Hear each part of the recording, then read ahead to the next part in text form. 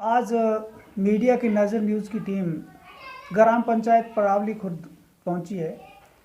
वहां के सरपंच श्रीमान देवीलाल जी दाइमा से खास मुलाकात के तहत हम चर्चा करेंगे कि इनका राजनीतिक करियर कैसा रहा और इन्होंने इस पद पे रहते हुए काफ़ी लंबे समय से ये सरपंच है, तो इस पद पे रहते हुए इन्होंने क्या कुछ विकास करवाया।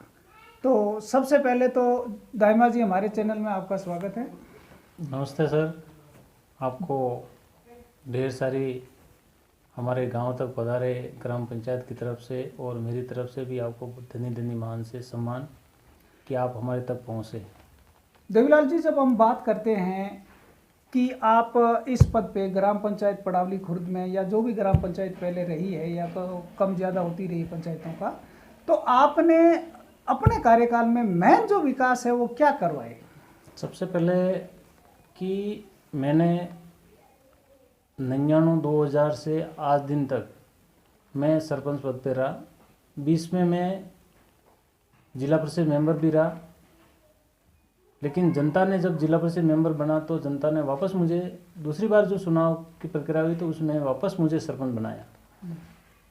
क्योंकि जब मैं सरपंच बना था उस समय मेरी ग्राम पंचायत में 13 राजस्व गांव थे और आने जाने के लिए पगडंडी रास्ता था, जो 12 किलोमीटर 13 किलोमीटर थल जैसे एरिया जो पैदल हम जाते थे, सुबह निकलते थे शाम को वापस आते थे। और हर मतलब गांव डाणी में लोगों के बीच में जाना ये मेरा मुख्य उद्देश्य था। और मैं गरीब से निकला हूँ, इसलिए मुझे पता है कि गरीबी होती क्या है और लोग कैसे निवास करते हैं। मैं भी एक आदिवासी बहुल्य क्षेत्र से ही आता हूँ और इसलिए मैंने जहाँ पगडंडी रास्ते हैं वहाँ पर आज ये कंडीशन है कि मैं रेगुलर सरपंच पद पे रहते हुए जनता ने मुझे मौका देते रहे और मैं विकास में किसी हटता नहीं रहा। और आज वहाँ जहाँ जहाँ राजस्व गांव में सभी जगह डामरीकरण सड़कें हैं। और उसके बाद में फिर हमने पानी की समस्या को देखते हुए हमने पहले नदी नाले से पानी लोग पीते थे। जब सड़कें बनने के बाद में हमने हेडपम्प खुदवाए, लोगों के हेडपम्प से पानी पीते हैं। और सार्वजनिक कुएँ जो निजी कुएँ उनको भी हमने गहरे करवाने का भी इसमें सरकार की योजना का लाभ दिलवाया। और बहुत उसके बाद में भी लोगों के झोंपड़ी में रहते हैं इस तरह, तो हमने मतलब प्रधानमंत्री से स्वीकृति शुदा है।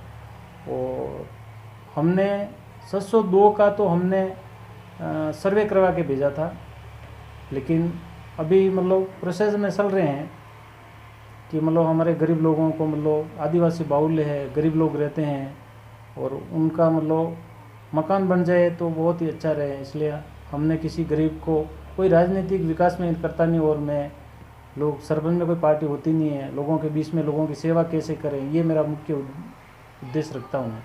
दाइमा जी, आप जब प्रथम बार सरपंच बने थे उस टाइम आपकी एज क्या थी लगभग? मैं तो क्या है कि यदि ओरिजिनलिटी देखा जाए तो मैं उस समय मेरी उम्र कम थी, क्योंकि 18 साल का ही था मैं उसमें। और उसमें नामांकन उसमें वोट लिस्ट में मेरी 21 की उम्र होने की वजह से मतलब उसके बाद में मैंने सुना उसी को मुद्दा देखते हुए उसको सुना आयोग की जो थे 21 साल, तो उसी को मान करके मैंने सुना लग गया, जबकि ओरिजिनलिटी मेरी 18 साल की उम्र ही थी। आप उस टाइम युवा थे, यानी कि 18 साल की एज थी, बच्चे थे और आपके कंधों पे ग्राम पंचायत क्षेत्र के विकास की पूरी जिम्मेवारी थी। उसका निर्वाह आपने कैसे किया? आपकी बात तो राइट है सर, लेकिन मैं जब नया नया था राजनीतिक का, क्योंकि मैं जब पढ़ता था उस समय भी मैंने एक ही उद्देश्य था मेरा कि मतलब स्कूल में पढ़ता था उस समय स्कूल का जो हमारे चुनाव होते थे उसमें भी देश का प्रधानमंत्री कहते, मुझे प्रधानमंत्री पद पर भी बुलाया, मुझे सफाई मंत्री भी बना मॉनिटरी के लिए। और स्कूल का मतलब सफाई मंत्री, खेल मंत्री, अनुशासन मंत्री, ये सारे पद मेरे पास ही थे, क्योंकि मैं स्कूल की जो हमारी पूरी गठन होता था मंत्री परिषद का, उसी तरह मतलब हमारे स्कूल में भी मतलब ये पद मेरे पास में थे। प्रधानमंत्री भी रहा मैं, खेल मंत्री भी रहा, मतलब उसको यहाँ भी लागू किया। फिर उसके बाद में फिर मेरे दिमाग में जैसा कि फिर शौक उसी समय से मेरा ये राजनीति का जुनून उसी समय से लग गया था कि राजनीति में अपन कुछ न कुछ लोगों के बीच में लोगों की कुछ सेवा करे, मतलब ये ठान लिया था मैंने। मतलब उस टाइम आपकी एज कम थी या आप बच्चे थे, या कह सकते हैं कि तो आपने यूँ कैसे टैकल किया उन लोगों को, कैसे लोगों को समझाया? बच्चे को तो बड़ा गुस्सा होता है, लापरवाह होता है बच्चा, क्योंकि वो तो किसी जिम्मेवारी को समझता नहीं है। नहीं, वो बात तो सही है सर, लेकिन बच्चे सारे लापरवाही नहीं होते हैं कि बच्चों में जुनून होता है काम करने का, बड़ों का मान सम्मान को बनाए रखने के लिए। और जब लोग शिक्षा होती है तो बच्चा वो अनुशासन बनाए रखता है, बच्चे भी अनुशासन में रहते हैं। ये नहीं कि बच्चे मतलब अनुशासन में नहीं रहते, बच्चे अनुशासन में रहते हैं लिए।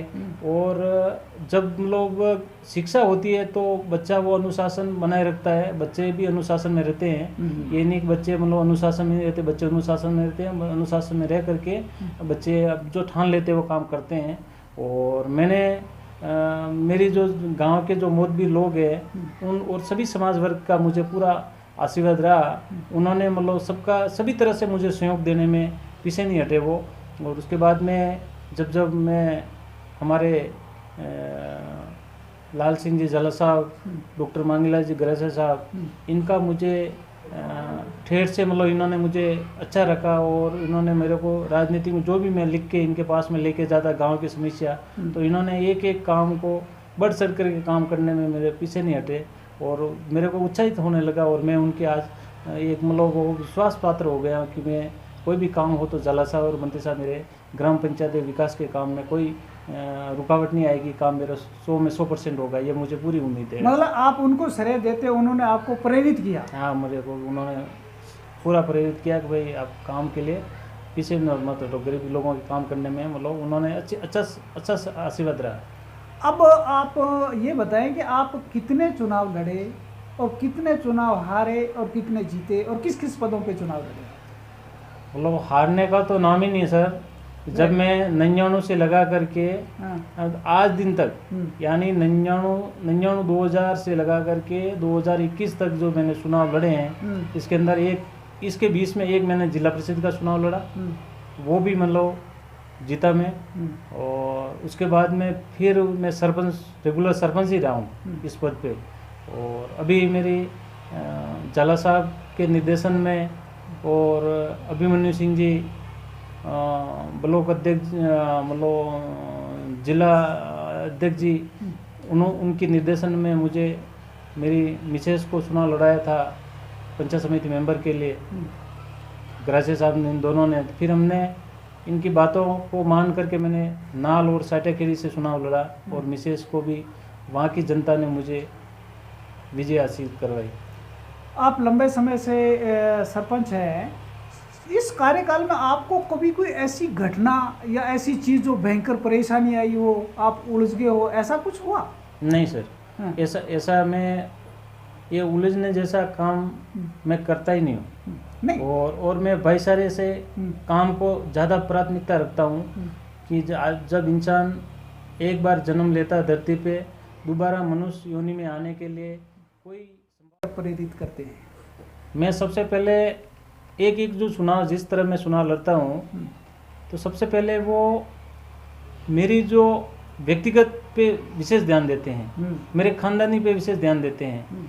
और मैं जो कहता हूँ कि ये काम होगा वो काम मैं करता हूँ। 5 साल के अंदर मैंने कह दिया कि ये काम होगा यहाँ, तो वो काम वहाँ होगा। और क्योंकि लोगों को जो 5 साल में जो चुनाव के समय जाता हूँ तो लोग मुझे कह देते हैं ये काम होना चाहिए, तो उन लोगों को मैं वो काम करके 5 साल में उस काम को खत्म कर देता हूँ। मतलब काम पूर्ण करने के बाद उस कार्यकाल में पूर्ण काम कर देते हो जो जनता कहती है, उसके बाद दोबारा जाते हो तो आपको कोई परेशानी नहीं, वो तो अपने आप में कहते हैं कि ये काम जो कह दिया वो काम हो गया। और फिर भी मतलब लोग इधर उधर हो भी जाते हैं, फिर भी मतलब 10% लोग इधर उधर होते हैं, बाकी लोग मेरे जो वोटर्स हैं वो कायम रहते हैं। अच्छा। और कभी बखावे में भी नहीं आते हैं। और बखावे में एक बार एक चुनाव में, ये आखिर इस चुनाव में आए थे, लेकिन लोगों को पता पड़ गया है कि आखिर में बखावे में आने से कोई मतलब नहीं है। और पहली बात तो मैं क्या है कि व्यवहार के तौर पे वोट लेने की मंशा रखता हूँ। ये मतलब लोगों को लालच दे करके ये कर दूंगा वो कर दूंगा, लालच दे के मैं काम करता भी नहीं हूँ। और मैं लोगों को विश्वास में रह करके कि ये काम आपका होगा, निष्पक्ष होगा, मतलब झूठा वादा 1% ही करता ही नहीं हूँ। जो कहते हो वो करते हो, वो काम करके दिखाता हूँ। अभी कितने कार्यकाल हो गए आपको सरपंच पद पे? मेरा का ये चौथा कार्यकाल है सर। चौथा कार्यकाल चौथा है कार्यकाल। आपका। लगातार रहे हैं आप। लगातार। इस कार्यकाल के दौरान आपको किसी प्रकार की काम कराने में कोई कठिनाई वगैरह ऐसा कुछ नहीं महसूस नहीं होता? नहीं, 20 साल से जान पहचान है, और उदयपुर जिला परिषद मेंबर भी रहा, तो हर अधिकारी भी व्यक्तिगत भी जानते हैं। और उसके बाद में फिर मतलब काम क्या है कि मेरे को काम का सब अनुभव है, इसलिए सबसे आप जैसे कोई भी काम एक सीखना है तो मैं आप मेरे अपने से बड़े हैं उनसे सब मार्गदर्शन लेता रहता हूँ कि अपने को काम कैसे करना है, तो काम में कोई रुकावट नहीं आती। सरपंच साहब, अब हम जानना चाहेंगे कि भी आप कोई न कोई आदमी, हर व्यक्ति किसी न किसी पार्टी की आस्था से जुड़ा हुआ होता है। तो आपने जैसे बताया भी आप एक कांग्रेस पार्टी की सिद्धांतों से जुड़े हुए हैं, तो पार्टी के अंदर भी किसी प्रकार के किसी पदों से आप नवाजे गए हैं संगठन के अंदर? सर सबसे पहले मैं कांग्रेस पार्टी का एक कार्यकर्ता हूँ, और मुझे भी ग्राम पंचायत स्तर पे ग्राम प्रभारी भी बना रखा था। उसके बाद में मुझे वाकल के 52 गांवों की भी चुनाव के समय भी उस समय भी मुझे जिम्मेदारी पार्टी लेवल पे दी जाती थी, और मैं बेखूबी से उसको एक बार एक चुनाव में ये आखिर इस चुनाव में आए थे, लेकिन लोगों को पता पड़ गया है कि आखिर में बखावे में आने से कोई मतलब नहीं है। और पहली बात तो मैं क्या है कि व्यवहार के तौर पे वोट लेने की मंशा रखता हूँ। ये मतलब लोगों को लालच दे करके ये कर दूंगा वो कर दूंगा, लालच दे के मैं काम करता भी नहीं हूँ। और मैं लोगों को विश्वास में रह करके कि ये काम आपका होगा, निष्पक्ष होगा, मतलब झूठा वादा नहीं झूठा करते? वादा 1% करता ही नहीं हूँ। जो कहते हो वो करते हो? वो काम करके दिखाता हूँ। अभी कितने कार्यकाल हो गए आपको सरपंच पद पे? मेरा का ये चौथा कार्यकाल है सर। चौथा कार्यकाल चौथा है कार्यकाल। आपका। लगातार रहे हैं आप। लगातार। इस कार्यकाल के दौरान आपको किसी प्रकार की काम कराने में कोई कठिनाई वगैरह ऐसा कुछ नहीं महसूस नहीं होता? नहीं, 20 साल से जान पहचान है, और उदयपुर जिला परिषद मेंबर भी रहा, तो हर अधिकारी भी व्यक्तिगत भी जानते हैं। और उसके बाद में फिर मतलब काम क्या है कि मेरे को काम का सब अनुभव है, इसलिए सबसे आप जैसे कोई भी काम एक सीखना है तो मैं मेरे अपने से बड़े हैं उनसे सब मार्गदर्शन लेता रहता हूँ कि अपने को काम कैसे करना है, तो काम में कोई रुकावट नहीं आती। सरपंच साहब, अब हम जानना चाहेंगे कि भी आप कोई न कोई आदमी, हर व्यक्ति किसी न किसी पार्टी की आस्था से जुड़ा हुआ होता है। तो आपने जैसे बताया भी आप एक कांग्रेस पार्टी की सिद्धांतों से जुड़े हुए हैं, तो पार्टी के अंदर भी किसी प्रकार के किसी पदों से आप नवाजे गए हैं संगठन के अंदर? सर सबसे पहले मैं कांग्रेस पार्टी का एक कार्यकर्ता हूँ, और मुझे भी ग्राम पंचायत स्तर पे ग्राम प्रभारी भी बना रखा था। उसके बाद में मुझे वाकल के 52 गांवों की भी चुनाव के समय भी उस समय भी मुझे जिम्मेदारी पार्टी लेवल पे दी जाती थी, और मैं बेखूबी से उसको निभाता हूँ और काम करता रहता हूँ। और बड़ों के सामने मतलब जो आदेश की पालना होती है उस पालना में पीछे नहीं हटता, मैं काम करने में डट के करता हूँ। दामिया जी, आप सरपंच यूनियन के जिला उपाध्यक्ष भी हैं, तो सरपंचों की जो परेशानियां आती है उसके लिए आप अध्यक्ष साहब और आप मिलके क्या कुछ करते हैं? हमारे ज़िले में जब पहली बार सरपंच संगठन का चुनाव हुआ तो उसमें हमें भी हमारे परिचित थे, तो उन्होंने कहा कि आप दाइमा को भी अध्यक्ष बनाए या आप भी फार्म भरो। तो मैंने कहा मैं तो फार्म नहीं भरता हूँ, मैं तो आपके सरपंच के साथ में रहने वाला आदमी हूँ, और क्योंकि पद की लालसा मैं रखता नहीं हूँ। तो उन्होंने सब ने मिल करके कमेटी बनाई, उसमें भी मुझे जिम्मेदारी दी कि उपाध्यक्ष का पद के लिए। तो जब मुझे मीटिंग हुई तो मैं जब पहली बार सरपंच संगठन का चुनाव हुआ तो उसमें हमें भी हमारे परिचित थे, तो उन्होंने कहा कि आप दाइमा को भी अध्यक्ष बनाए या आप भी फार्म भरो। तो मैंने कहा मैं तो फार्म नहीं भरता हूँ, मैं तो आपके सरपंच के साथ में रहने वाला आदमी हूँ, और क्योंकि पद की लालसा मैं रखता नहीं हूँ। तो उन्होंने सब ने मिल करके कमेटी बनाई, उसमें भी मुझे जिम्मेदारी दी कि उपाध्यक्ष का पद के लिए। तो जब मुझे मीटिंग हुई तो फिर उसके बाद मेरे को भी उस मंत्रिमंडल में मेरे को भी शामिल किया। तो मैंने भी उनको देखा कोई बात नहीं, मेरे को जो जिम्मेदारी देंगे संगठन जैसा जिम्मेदारी देंगे उसको निभाएंगे। और ऐसी सरपंच संबंधी ऐसी कोई भी समस्या आ जाए तो उसके लिए हम क्या करते हैं कि हमारे सबके कॉन्टेक्ट नंबर है जी। और उदयपुर जिले में 4 उपाध्यक्ष हैं हम लोग और 4 का मतलब विधानसभा क्षेत्र हमने बांट रखा है। और उसके बाद में भी हमारे अध्यक्ष साहब के निर्देशन में जैसे हमें निर्देश मिलते हैं उसके अनुसार हम मीटिंग करते हैं और मीटिंग करने के बाद में जो जायज़ जो चीज़ें हैं उसके लिए हम सरकार प्लस उस अधिकारियों को हम लोग कमेटी के माध्यम से मिलते हैं और उनको अवगत कराते हैं कि कौन गलत है कौन सही। इस तरह की हम लोगों को मदद करने में पीछे नहीं हटते हैं। और उसमें संगठन में हम लोग पार्टी पॉलिटिक्स नहीं करते हैं। सरपंच एक ही मंच से एक सरपंच उसके अनुसार चलते हैं हम लोग।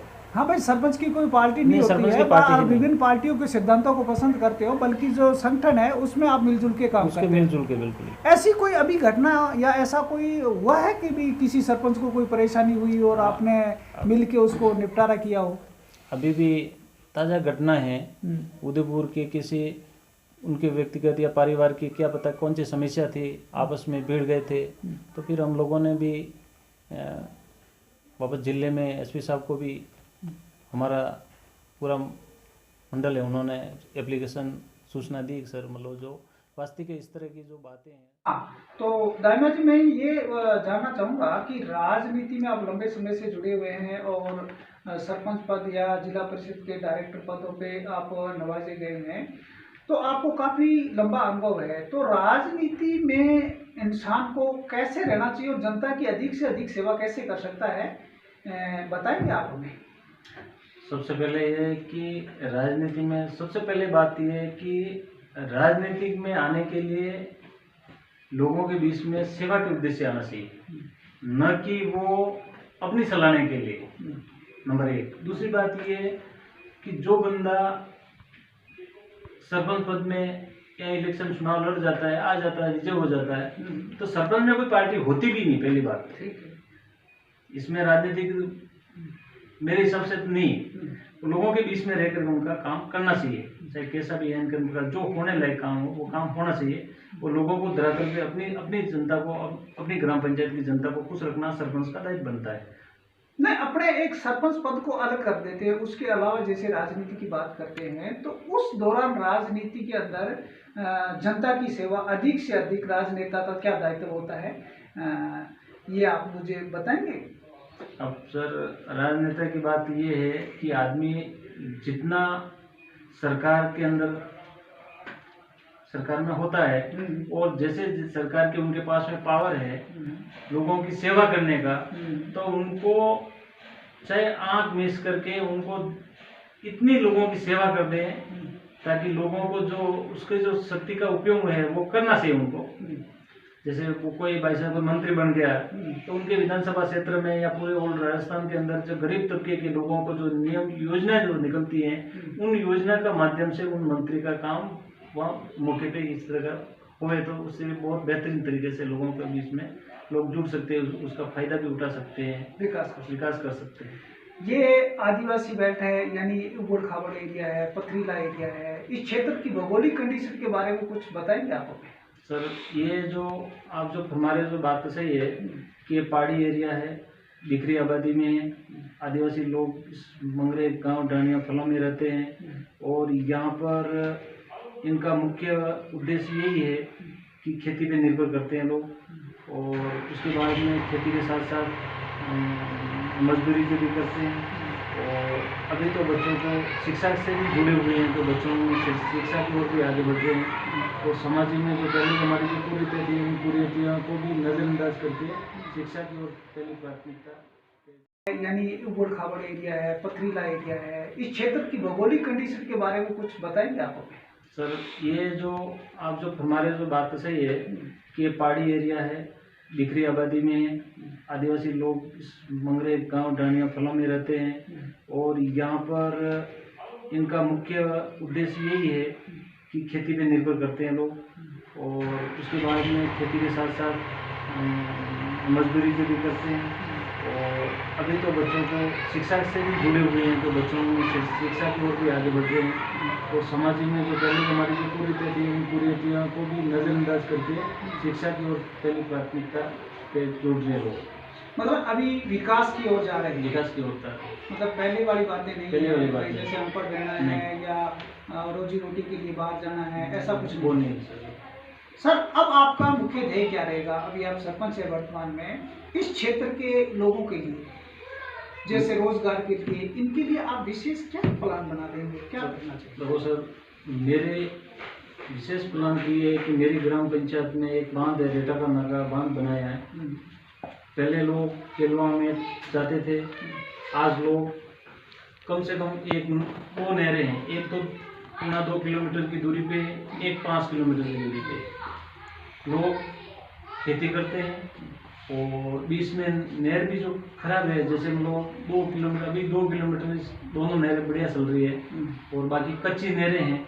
उन नहरों के बारे में भी हमने अभी हमारे मेवाड़ से, वागड़ से जलदाय मंत्री बने हैं महेंद्र जी मालवीय साहब, तो विभाग से हम एस्टिमेट बना करके मंत्री साहब तक पहुंचाएंगे और उसके स्वीकृत करवाने में पीछे नहीं हटेंगे, आगे बढ़ते रहेंगे। मतलब ये फायदा दिलाएंगे, लोग खासकारों को।